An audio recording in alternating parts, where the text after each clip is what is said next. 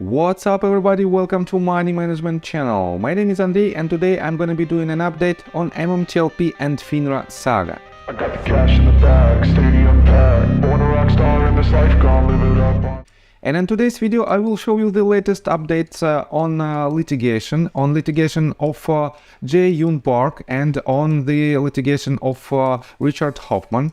Then I will show you even more evidence that the problem is much bigger than we might even imagine.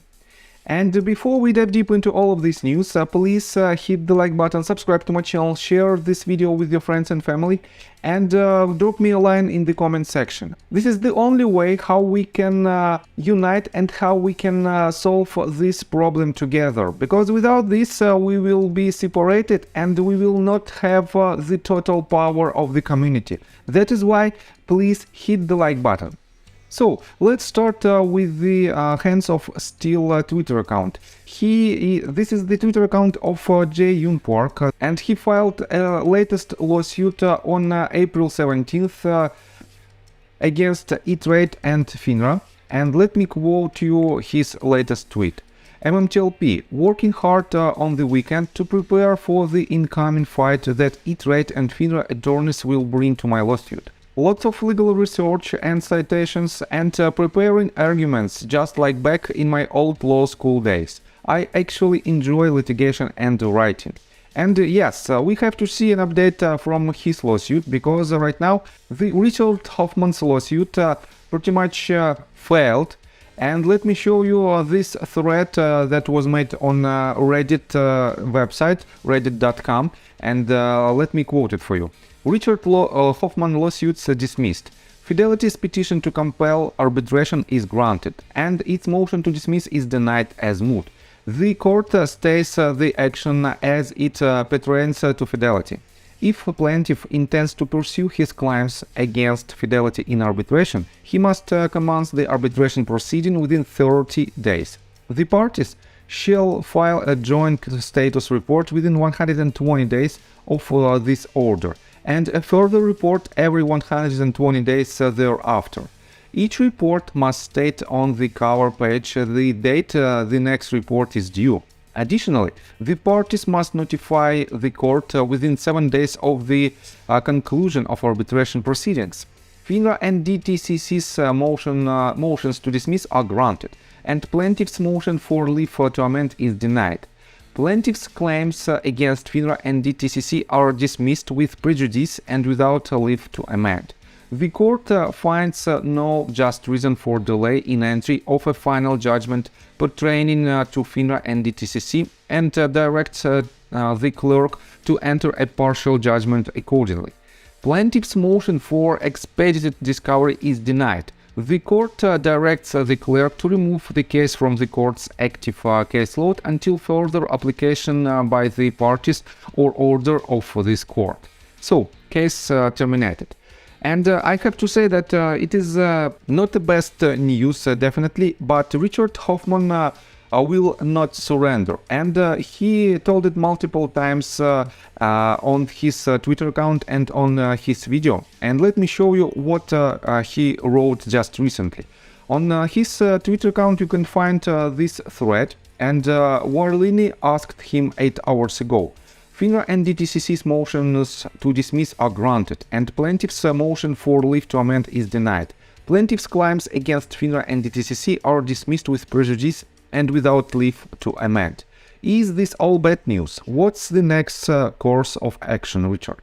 And Richard answered, "Hi, courts have been consistent, unfortunately, when it comes to monetary claims. Whether immunity extends to non-monetary claims is an open question. This is the first point.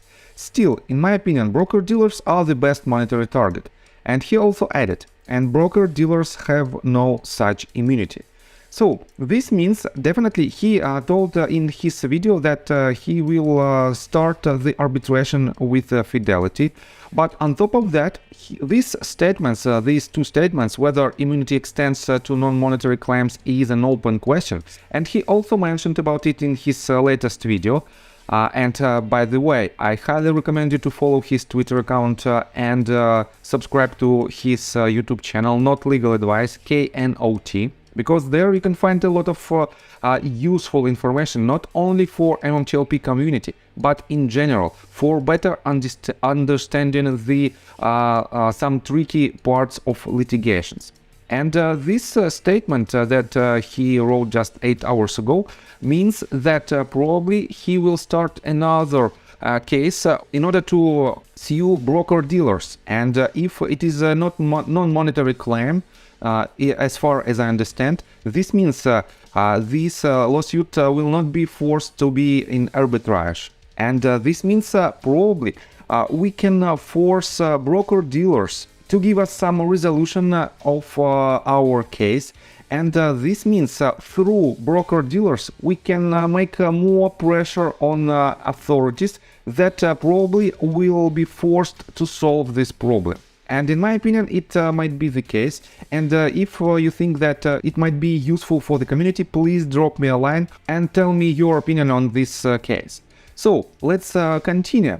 Tony tweets reposted 7 hours ago this tweet made by copy and paste, and the original tweet is following: MMAT1 MMTLP is a dividend placeholder, not a stock. NextBridge Hydrocarbons is the payment they still owe.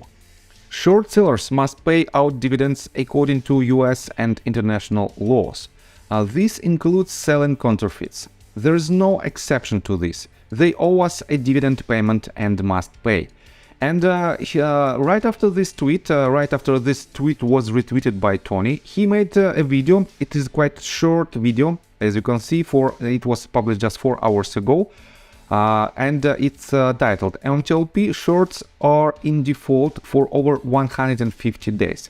And I highly recommend you to watch this video, because Tony describes perfectly well the current situation, because shorts have an obligation to pay all the dividends. And NextBridge Hydrocarbon previously was an MMTLP stock that is a dividend stock, and if all the shorts migrated to NextBridge Hydrocarbons, it means all the obligations migrated altogether, and this means these shorts should cover the dividends. And without these payments, basically we can assume that it is a default from the short sellers, and this means all of their assets should cover the damages for the current stockholders. So it is what it is. We have to unite, and we have to find more potential ways how we can fight against them and how we can win this battle. And that is another evidence that we have to unite, and that is why I highly recommend you to spread this video to as many people as we can, and hit the like button, subscribe to my channel, and drop me a line in the comment section. So, and I think that's all information that I want to provide you, and see you in the next video. Bye! I got the cash in the bag, stadium packed. Born a rock star in this life, gone live it up on the attack. Baby, I'm back.